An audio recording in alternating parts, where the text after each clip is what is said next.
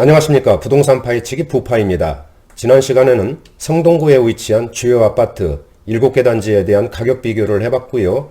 오늘은 예고해드린 대로 잠실 주공 5단지에 대한 분석과 앞으로의 전망 그리고 재건축 진행 상황을 짚어보도록 하겠습니다. 잠실 주공 5단지는 워낙 유명하고 주목받고 있는 단지이다 보니까 이미 많은 분들이 잘 알고 계시겠지만은 다시 한번 리뷰한다는 차원에서 시청해 주시기 바랍니다. 잠실 주공 5단지는 지난 78년에 준공해서 현재 42년 지난 구축으로서 재건축이 추진되고 있는 3,930세대의 대단지입니다. 따라서 대치동 음마아파트와 함께 재건축 관련해서는 큰 주목을 받고 있는 그런 단지인데요. 잠실 주공 5단지는 50층 높이로 순조롭게 재건축이 가능할지 자세하게 분석해 보겠습니다. 그리고 참고로 다음 영상을 미리 예고해드리면은 다음 시간에는 잠실 리센츠, 엘스, 트리지움 등 잠실 7개 아파트 단지에 대한 가격 비교를 준비하고 있습니다. 따라서 구독과 좋아요 부탁드리면서 곧바로 잠실 주공 5단지 분석 들어가겠습니다. 먼저 잠실 주공 5단지 위치부터 알아보겠습니다.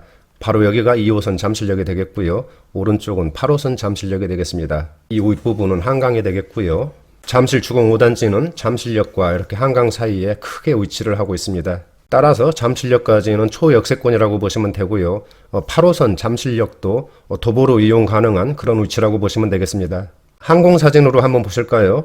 잠실 주공 5단지는 잠실역과 한강 사이에 이렇게 위치를 하고 있습니다. 여기가 2호선 잠실역, 오른쪽은 9호선 잠실역이 되겠고요. 오른쪽에는 석촌호수, 바로 옆에는 롯데월드타워가 있고 왼쪽에는 롯데백화점과 롯데호텔이 이렇게 위치를 하고 있습니다.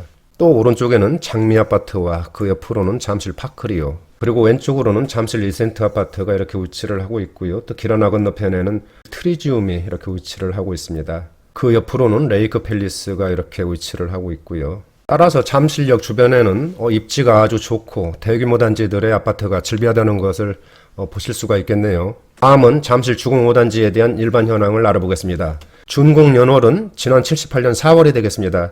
따라서 현재 42년 정도 지난 그런 구축단지라고 보시면 되고요. 단지 규모는 총 30개 동에 3,930세대 엄청난 단지 규모를 보여주고 있습니다. 층수는 15층으로 구성이 되어 있고요. 평형은 34평, 35평, 36평 이 3개 평형으로 구성이 됐습니다. 용적률은 152%고요. 세대당 주차 대수는 한 대 정도로 배정이 되어 있고요. 난방은 지역난방과 열병합을 사용하고 있습니다. 그리고 현관 구조는 복도식과 계단식이 혼합되어 있고요. 건설사는 대한주택공사에서 건축을 했습니다. 다음은 잠실 주공 5단지 평형별 현황을 알아보겠습니다. 먼저 평형별 세대수를 보면은 34평은 2280세대, 35평은 300세대, 36평은 1350세대로 전체적으로 3930세대의 그런 단지 규모를 보여주고 있습니다. 현관 구조를 보면 34평과 36평은 복도식, 그리고 35평은 계단식으로 이루어졌습니다. 그리고 재건축에 있어서 가장 중요한 대지 지분을 보면은 34평은 23.01평, 35평은 24.49평, 36평은 25.13평으로 이렇게 대지 지분이 나와 있습니다. 다음은 평형별 실거래가인데요. 최근 서울부동산정보광장에 등록된 최고가를 기준으로 해서 설명을 드리겠습니다. 34평은 20억 3,500만원까지 거래가 됐습니다. 이 거래는 금년 3월 14일 날 거래된 그런 내역이 되겠고요. 35평은 20억 6,400만원까지 거래가 됐습니다. 이 거래는 지난 2월 19일 날 거래된 그런 내역이네요. 그리고 36평은 22억 8,400만원까지 거래가 됐습니다. 이 거래는 지난 3월 10일 날 거래된 그런 실적이 되겠습니다. 전세가도 한번 알아볼까요? 전세가를 보시면은 34평은 4억 원 내외, 35평은 4억 3천만원 정도, 그리고 36평은 5억 원 내외로 이렇게 전세가가 형성된 것을 볼 수가 있겠습니다. 다음은 잠실 주공 5단지 주변 단지들과의 시세 비교를 해보겠습니다. 비교해볼 단지들은 장미아파트, 잠실 리센츠, 그리고 파크류에 대해서 비교를 하면서 설명을 드리겠습니다. 여기서 설명드릴 가격도 실거래가 기준으로 해서 말씀을 드리겠습니다. 먼저 33평을 보시면 주공 5단지와 장미아파트는 33평이 없는 관계로 생략을 하고요. 잠실 리센츠는 22억 원까지 거래가 됐습니다. 그리고 파크리오는 17억 2,500만원까지 거래된 그런 실적을 보여주고 있습니다. 34평은 잠실 주공 5단지가 20억 3,500만 원까지 거래가 됐습니다. 3월 14일 날 거래된 그런 실적이 되겠고요. 나머지 단지들은 34평이 없기 때문에 생략을 하고요. 36평은 잠실 주공 5단지가 22억 8,400만 원까지 거래가 됐습니다. 이 거래는 3월 10일 날 거래된 그런 내역이고요. 잠실 장미 아파트는 16억 8,500만 원까지 거래가 됐네요. 이 건은 지난 1월 9일 날 거래된 내역이 되겠습니다. 그리고 리센치와 파크리오는 36평이었기 때문에 생략을 하고요. 각 단지들의 준공연월도 한번 보실까요? 잠실 주공 5단지는 지난 78년 4월이고요. 장미 아파트는 1차와 2차는 지난 79년, 그리고 3차는 84년에 준공을 했습니다. 리센츠는 지난 2008년 7월에 준공을 했고요. 파크리오는 2008년 8월에 리센츠와 비슷한 시기에 이렇게 준공한 모습을 보여주고 있습니다. 다음은 각 단지별 세대수도 한번 짚어볼까요? 주공 5단지는 30개 동에 3,930세대, 그리고 장미 아파트는 33개 동 3,522세대, 그리고 잠실 리센츠는 65개 동에 5,563세대, 그리고 마지막으로 파크리오는 66개 동에 6,864세대입니다. 따라서 단지 규모를 보면은 파크리오가 6,864세대의 엄청난 단지 규모를 보여주고 있고요. 그 다음으로는 리센츠도 엄청난 세대수를 보여주고 있습니다. 그리고 주공 5단지와 장미 아파트도 3,500세대가 넘는 어마어마한 이런 단지 규모를 보여주고 있습니다. 그리고 여기서 한 가지 중요한 것은 최근 거래는 됐지만은 아직까지 실거래가 등록이 되지 않은 그런 매매건도 있을 수가 있으니까 이런 점은 참고를 해주시기 바라고요. 또 한 가지는 최근 거래가 없어서 실거래가 등록이 아주 오래된 그런 경우도 있습니다. 따라서 이런 경우에는 현재 시세와는 큰 차이가 있을 수 있으니까 이런 점도 참고를 해주시기 바랍니다. 다음은 주요 평형별 평면도를 보시겠습니다. 먼저 전용면적 76.53제곱미터의 기본형입니다. 기본적으로 침실 3개와 화장실 1개로 이렇게 이루어졌고요. 3베이 구조로 배치된 이런 모습을 보여주고 있네요. 오른쪽에 전용면적 76.5제곱미터의 기본형을 보시면은 여기도 침실 3개와 기본적으로 화장실 1개가 이렇게 배치가 됐고요. 3베이 구조로 거실을 한쪽으로 이렇게 배치를 했고 침실은 붙여서 이렇게 배치한 그런 모습을 볼 수 있겠네요. 다음은 전용면적 82.65제곱미터의 기본형을 보시겠습니다. 기본적으로 침실 4개로 이렇게 이루어졌고요. 3베이 구조이면서 화장실 1개와 다용도실도 이렇게 배치된 그런 모습을 볼 수가 있겠습니다. 다음은 오른쪽에 전용면적 82.94제곱미터의 기본형을 보시면은 침실 4개와 화장실 1개로 이렇게 구성이 됐고요. 거실을 한쪽으로 크게 배치해서 시원한 모습을 주는 그런 구조로 보입니다. 따라서 전체적으로 봤을 때 오래된 구축이지만은 3베이 구조로 공간 활용이 잘 돼 있는 그런 구조라고 보시면 되겠습니다. 다음은 잠실 주공 5단지에 대한 장점과 경쟁력을 알아본 다음에 재건축 이슈와 전망까지 해보는 그런 시간을 갖겠습니다. 잠실 주공 5단지는 장점이라든지 경쟁력을 설명할 필요 없을 정도로 서울에서 입지가 최상급인 그런 단지인데요. 리뷰한다는 차원에서 한 번씩 짚어보겠습니다. 먼저 첫 번째로는 재건축이 기대되는 그런 단지로서 지난 2013년에 조합 설립 인가가 나왔고요. 현재는 사업 시행 인가 단계라고 보시면 되겠습니다. 그리고 두 번째는 총 30개 동에 3,930세대의 대규모 단지이고요. 세 번째로는 학세권 단지입니다. 단지 내에 신천초등학교가 위치를 해 있고요. 또 주변에 잠실중, 신천중, 그리고 잠신고등학교, 잠실고 등 우수하고 풍부한 이런 학교들이 인접해 있어서 학생들이 있는 가정에서 거주하기에 아주 편리한 그런 입지라고 보시면 되겠습니다. 네 번째는 편리한 교통인데요.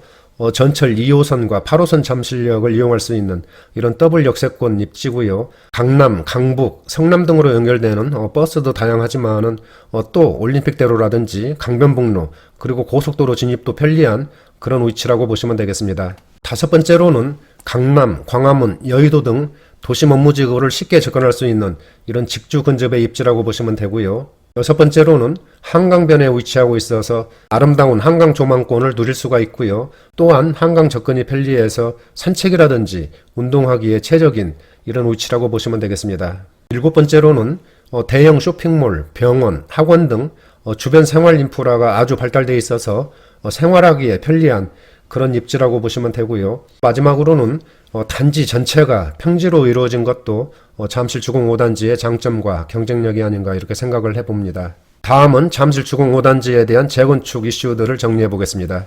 먼저 잠실 주공 5단지 재건축에 대한 현재 진행 단계를 알아보겠습니다. 재건축에 있어서는 기본계획 수립부터 안전진단, 정비구역 지정, 그리고 사업시행인가, 착공신고, 준공인가, 조합 해산, 마지막으로 조합 청산까지 이런 많은 단계들을 거치면서 사업이 추진된다고 보시면 되겠습니다. 따라서 잠실 주공 5단지는 현재 조합 설립 인가를 마치고 사업 시행 인가를 기다리고 있는 그런 단계라고 보시면 되겠습니다. 다음은 잠실 주공 5단지와 관련된 재건축 이슈들을 짚어보겠습니다. 먼저 서울시의 고밀도 복합개발 허용 검토입니다. 그 내용을 보시면 역세권 재건축 정비구역의 용도 변경을 통해서 고밀도 복합개발을 허용한다는 그런 내용이 되겠습니다.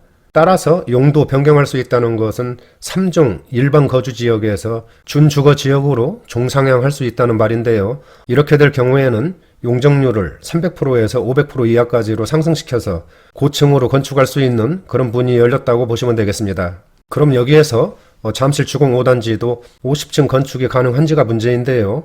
지난 2017년 잠실 주공 5단지 일부 면적에 대해서 일반 주거지역에서 준주거지역으로 용도 상향하는 일부 심의가 서울시에서 통과가 됐습니다. 따라서 이 근거에 의하면 잠실 주공 5단지는 최고 50층까지 건립이 가능한 것으로 이렇게 보여집니다. 하지만 서울시의 약속 파기인지 또는 지연인지는 모르겠지만은 잠실 주공 5단지에 대한 재건축은 거의 진행이 안 되고 있는 그런 상태인 것 같습니다. 주공 5단지 조합 측에 따르면은 서울시에서는 국제 현상 설계를 공모하면은 인허가 절차를 간소화해서 건축 심의까지 일괄 처리해준다는 그런 약속을 했다고 합니다. 하지만 이런 약속들이 전혀 지켜지지 않고 있다는 것이 조합 측의 주장인 것 같습니다. 아마 서울시에서는 50층 개발이 본격화되면은 주변 부동산 시장 과열을 우려해서 쉽게 결정을 못하고 있는 그런 상태인 것 같습니다. 따라서 서울시의 약속 이행을 통한 잠실 주공 5단지의 재건축이 신속하게 추진되기를 기대해 봅니다.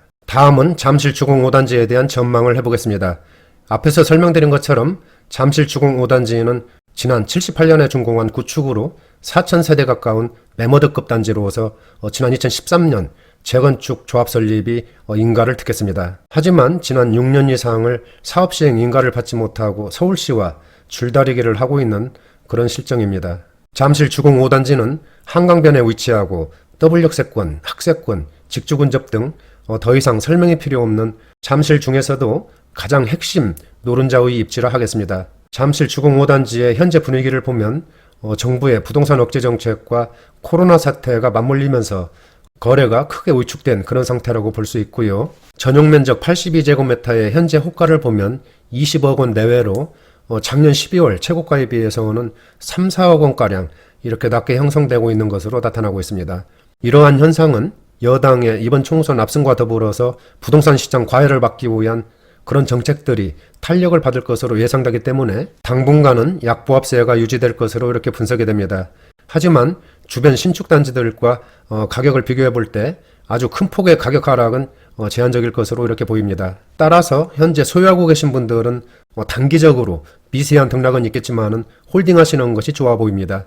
왜냐하면 서울 최상급 입지라고 해도 과언이 아닌 잠실 주공 5단지 같은 경우에는 앞으로도 재건축 기대감 등으로 장기적으로 봤을 때는 우상향 곡선을 그릴 그런 가능성이 크다고 이렇게 전망을 해봅니다. 그리고 매수 대기자분들은 시장 흐름을 잘 모니터링 하시면서 진입 시기를 결정하시는 것이 바람직해 보입니다. 만약에 현재 호가보다 낮은 그런 급매물이 출현한다면 매수를 해도 크게 낭패는 안 볼 것으로 이렇게 생각이 듭니다. 재건축의 경우에는 진행 단계별로 가격도 계단식으로 이렇게 오르기 때문에 어느 시기에 들어가야 할지를 잘 판단하셔야 할 것 같습니다. 지금까지 잠실 주공 5단지에 대한 분석을 해봤고요. 다음 시간에는 잠실 7개 아파트 단지에 대한 가격 비교를 해보겠습니다. 나가시기 전에 구독과 좋아요 부탁드립니다. 감사합니다.